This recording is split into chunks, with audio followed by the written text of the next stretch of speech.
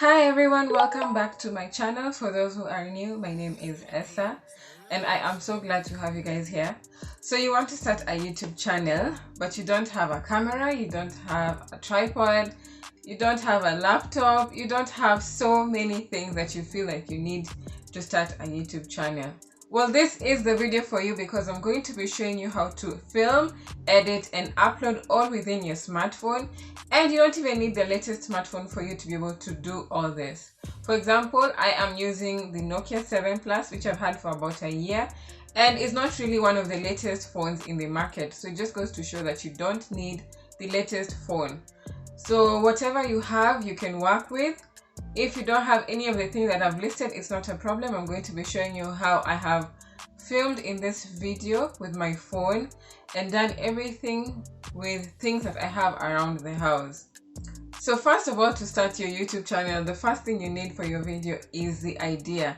For example, for me, because I'm showing you guys how to film with your phone, that is my idea. So that is the idea for the video, which I had written down some notes on it. So you should be able to write some notes and be able to describe what you want to talk about in the video. That way your video doesn't go too long with you just talking about random things. You have a strategic plan of what you want to say, but don't script it to the point where everything looks rehearsed. Secondly, what you require is for your phone to have a camera, which most phones, if not all, these days have cameras. And as you can see, I am using the camera for my phone. I am using the back camera, which I would also advise you to use the back camera. If you still want to, you can still use the front camera. It's still good, but I always prefer the back camera because I feel the quality is just a bit better. So when you're using your phone, you can decide to either use your in-phone camera or go with the option that I did, which was to download a camera app, which is Open Camera. The only reason that I downloaded an app was because my phone's camera cannot lock exposure, and that was really important for me because while shooting with daylight, I wanted to be able to control the light. I know with daylight you can't really control the light because it changes from time to time, and because I wanted to be able to lock exposure so that my video would have the same type of exposure throughout. So yeah, you can also choose to download Open Camera if your phone can't lock exposure, but I know there's so many phones that can actually do that these days. So you might not really need to download a second app. So if you decide to use your back camera like I'm doing, you can do a few things to make your experience a bit better. First of all, and I always insist on this, is to wipe your camera lens. So just go to the back of your phone, use a wipe first of all and wipe everything, all the smudges. And then you can use another dry cloth to wipe on top of that so that your camera can just be really clean and give you basically the type of quality that it was created for. Rather than having the smudges on the phone and the camera quality looking poor, when your camera is actually better than what you think it could be. So another thing you need to keep in mind, which is why I do try and advise people to use the back camera, is you need to focus on the lens. So many people, when they use the front camera, they tend to look at themselves and it ends up like you're just not giving your audience that much attention. So when you're looking at the back camera and you're focusing on the lens, it shows like you're focusing on your audience and you're making eye contact when they're watching back. So it always comes in handy for me when you're shooting with your back camera because you're not distracted easily by looking at what you look like. The only downside of the back camera is you might end up doing a whole video and might have not pressed record.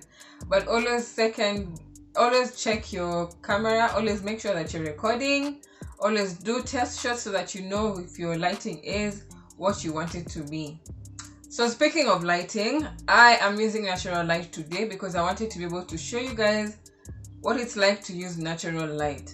So I'm just seated in front of a window, which I prefer for the window to be right in front of you because that way your lighting is even, there's no shadows on any side, and your whole body is lit up well.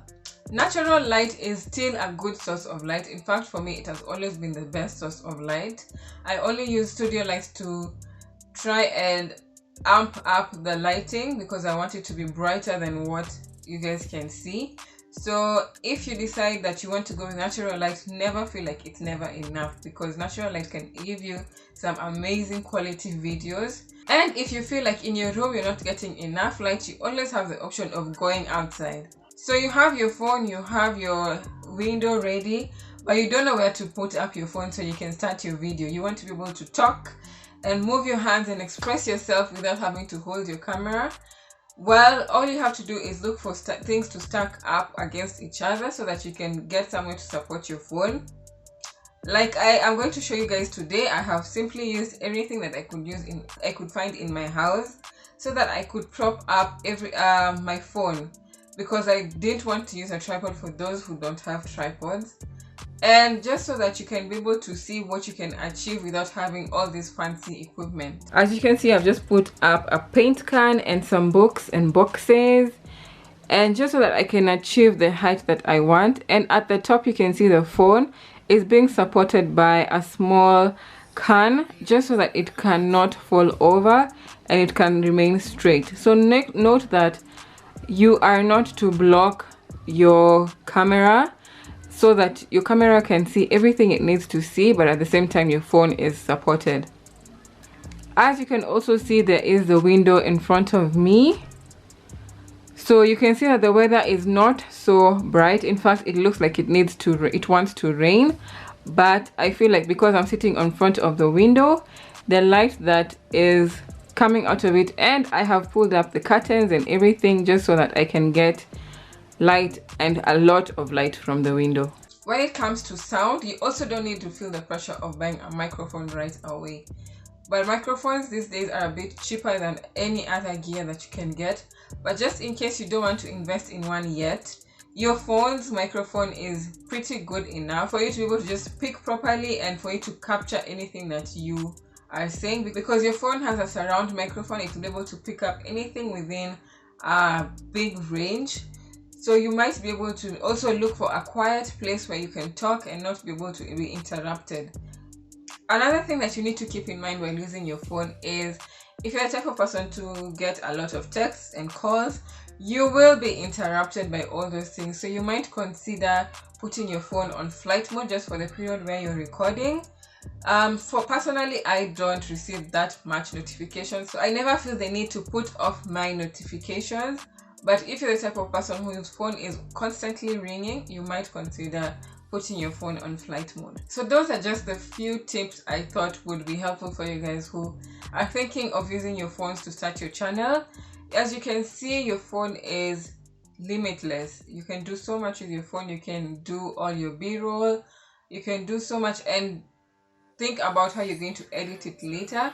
But your phone was created to be enough for you to be able to do everything in one gadget. So you can see from this whole entire video that I have shot with my phone, apart from the one clip where I was showing you guys about how I've propped up everything.